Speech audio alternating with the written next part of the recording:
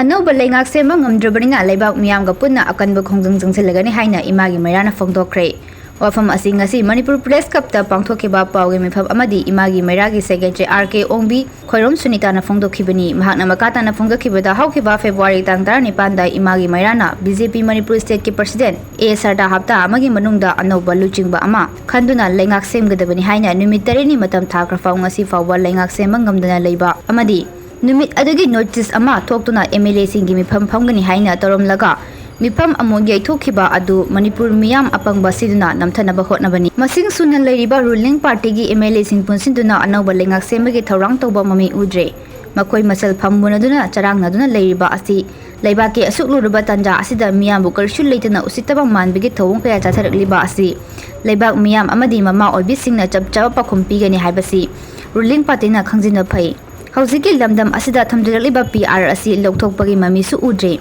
Maram asina Leibak Meeyamga amatta oina punshinaba maram oire amadi mama oibi singsu khwangchet maji langduna sem saduna leirasi haina Phongdokhi amadi haujik nongna Leibak ama semba ngamdrabadina Imagi Meira na Leibak Meeyamga Punna Changsilakpa Khongjang da tholakpa afafatagi daita pumba Manipur BJP President na pugadabani hairi ai sagi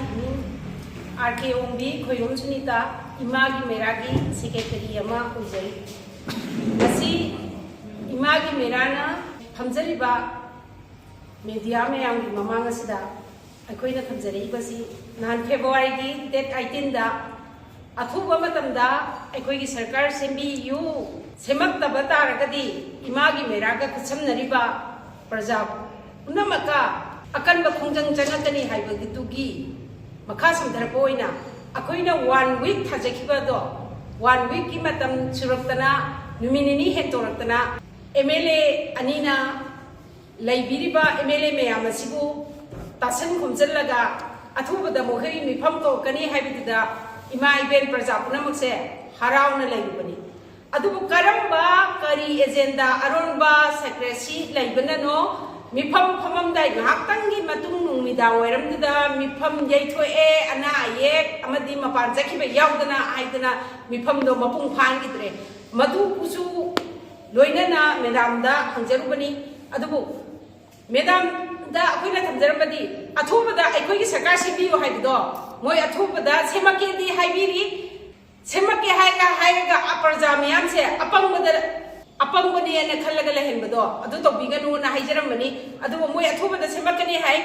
Atubada Semaktusi Gam to the Nova Semak Semiraktuisi I could say Mapi Mapala the Balam Zasara Oina Sunle the Sibukari Nova I could be the Gigakiba I could get representative Oigiba Mokoina I could bring a piece and Bigadra Adigi Amapi Amatokrasu Leoriba Meam Sidigi leader Amakalaga I could get the Mutasaka and Biwaraga Sapi Rom the Sun later like the say I could pump the day Aduna Imagi Meira group singer Kusana Riba Praja Miyoi Punamaka Sarkar says Samatrabanina Akanba Khongjang Changsilagani Masida Ali Subajun Train Pansanga Abasu Adukumna Changa Abasu Ahum Subanupilangi Khongjang Changa Abasu Maduki Daija Punamase Kendra Gi MLA Singh Amadi President Madam Sardana Daija Punamak Pubi Gadabuneva Karigi Damakta Madam President MLA Meeyam Makoi to Kaita de Haibase Kausalaga Paminaraga Leibak Sigi Oiba Aikogi Assembly Hingi Haibasida Matau Naba Assembly Sigi Matau Naba Sapri Sing a Sibu Paman Naba Musing Tasin Kumdamangam the Sekari Nova Media Gitumda Quina Tazabada Samit Patrana Nahan BJP MLA Meeyam meeting Tobodo Ya di Haibagi Pau Makoina Tazakiba Mato Achumbra Chumdabra Koi Hangba Pamdeba Chumba Weregana